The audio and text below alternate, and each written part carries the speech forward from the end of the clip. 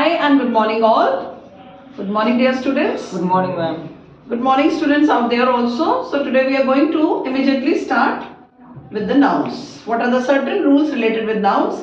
As you can see on the board, I have written here. Proper nouns are sometimes used as common noun. This is the first rule and ये छोटी classes में इतना काम नहीं आएगा जितना it will be used for competitive exams like SSC, UPSC. These rules are very important. Proper noun और common noun का difference पता है? फटाफट रिवाइज करवा दें. Dave is a good boy. What is a proper noun in this? Dave. Common noun? Boy. Specific name of a person, place or thing. किसी particular एक चीज के बारे में अगर हम बात करेंगे तो उसे हम proper noun बोलेंगे. लेकिन हम उसकी जाति के बारे में बात करेंगे तो उसे common noun बोलेंगे. लेकिन कई बार क्या होता है, proper nouns are sometimes used as common nouns. For example, Amitabh is Gandhi of our class. Gandhi ji of our class. Why we are using Gandhi ji? It is used as a common noun. Gandhi ji. Gandhi ji एक specific name है.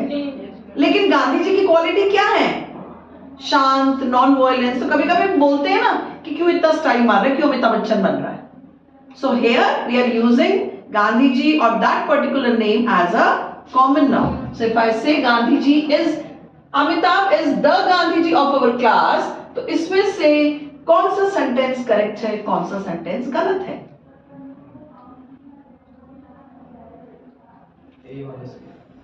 ए वाला गलत है, second वाला सही है. ए वाला गलत है एंड सेकंड वाला करेक्ट है. क्यों?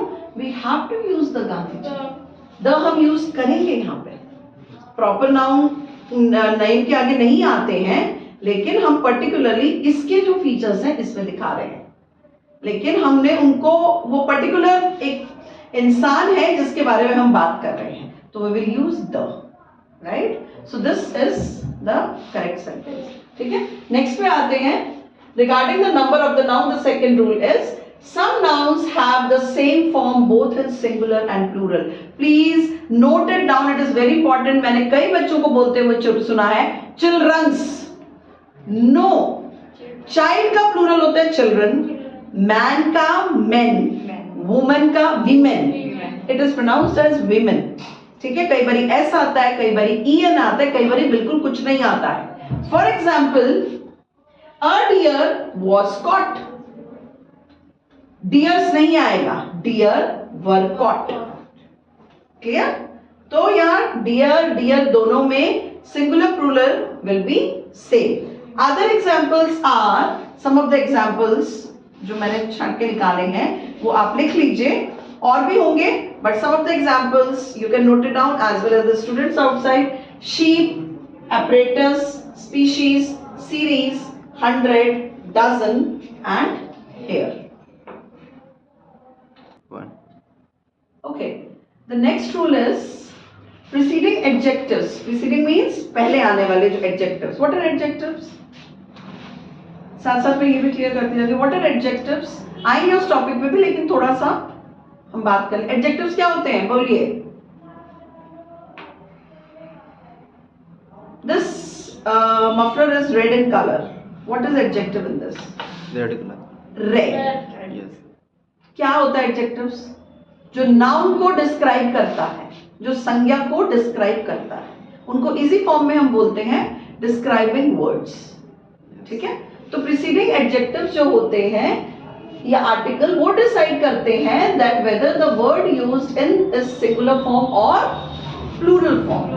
ठीक है, for example, he paid 800 rupees for the pair of shoes. अगर मैं खाली 100 को देखूंगी तो 100 क्या होगा, सिंगुलर. लेकिन 8 आ रहा है, then it is regarded as plural. तो प्रीसीडिंग जो इससे पहले आएगा वही बताएगा कि ये सिंगुलर है, प्लूरल है.